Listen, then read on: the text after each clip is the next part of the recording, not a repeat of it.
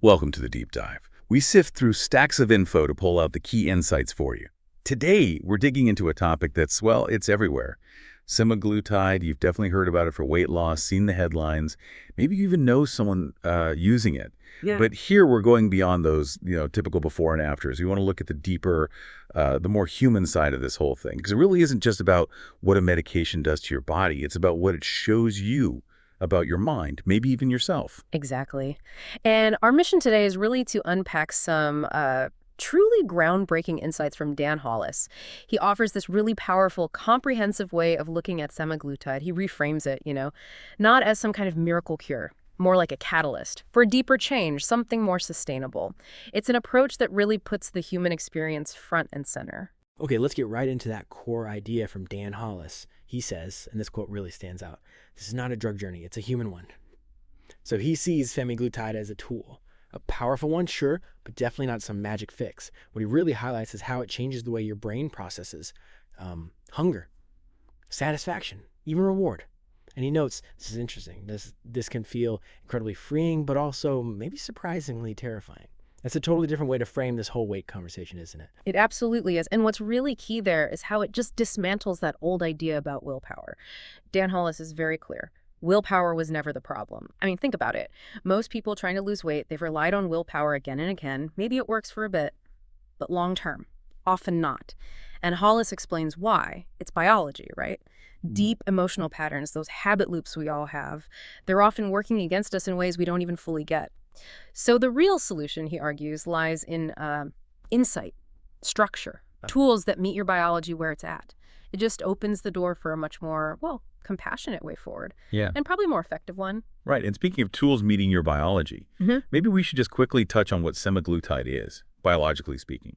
Because when Hollis talks about it changing how the brain thinks about hunger, what's actually happening there? What's the mechanism? Yeah, good point. So basically, semaglutide is a GLP-1 receptor agonist. Okay, what that means is your body naturally makes a hormone, GLP-1, usually after you eat. And this hormone does a few things, tells your brain you're full, slows stomach emptying, helps with blood sugar.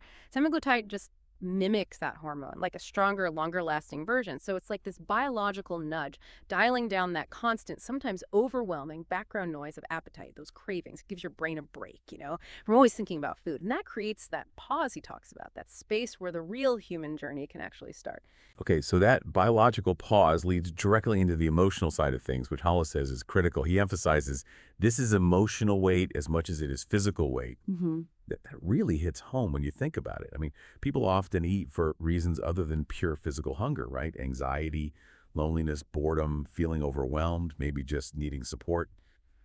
And while semaglutide can definitely help quiet the physical side, if you don't address that emotional stuff, that need for recalibration, well, the risk of sliding back is really high. And that brings up a really interesting, kind of profound question. What happens when food is no longer the go-to answer for those emotional triggers?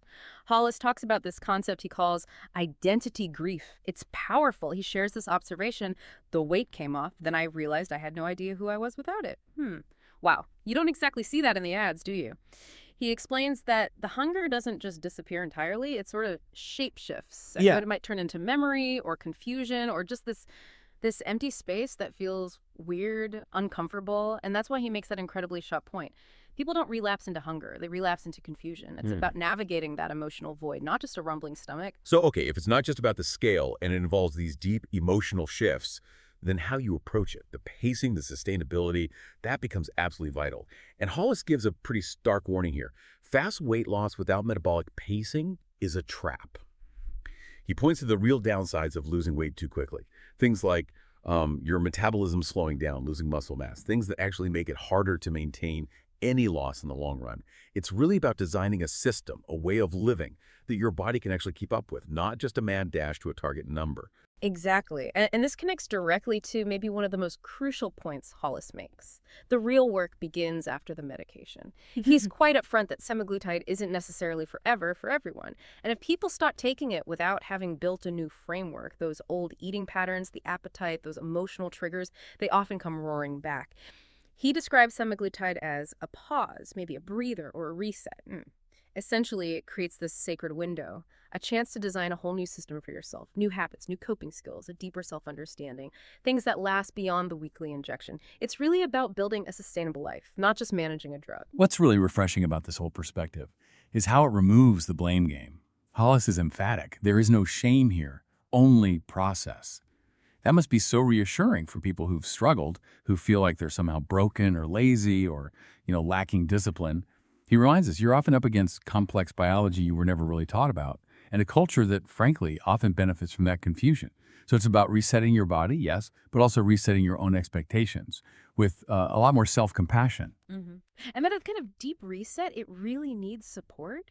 But Hollis sees support differently. It's not just a set of rules someone gives you. He calls it a conversation.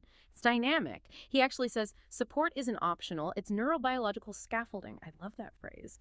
This scaffolding, it gives you a map, a guide, and a community of people who really understand. And he sums up the whole journey so well when he says weight loss is biology. Staying there is narrative. So what he aims to provide is the language, scaffolding, and narrative memory to help people, as he puts it, come home to themselves, to figure out who they are outside of that constant struggle with food and weight. And that really connects back to something fundamental, something maybe people didn't even realize was missing. Hollis puts it so clearly. You didn't lose control. You lost connection. Connection to your hunger cues, to your purpose, to yourself. That's what we help you rebuild. It just underscores that this whole process, this journey, it isn't about trying to become some different person or fit some societal ideal. It's about finally getting the space, the quiet, the alignment needed to actually become yourself, fully, without all the noise.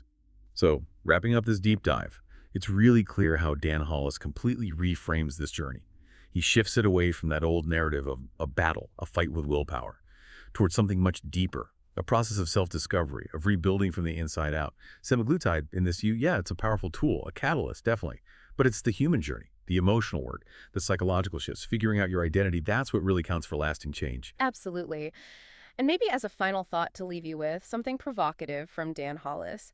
This journey isn't about eating less, it's about living more. So we encourage you to think about that. What does living more actually mean for you? Especially when that constant chatter of cravings starts to quiet down and maybe your own truth gets a chance to speak. What might you discover in that quiet? What will you build in that space?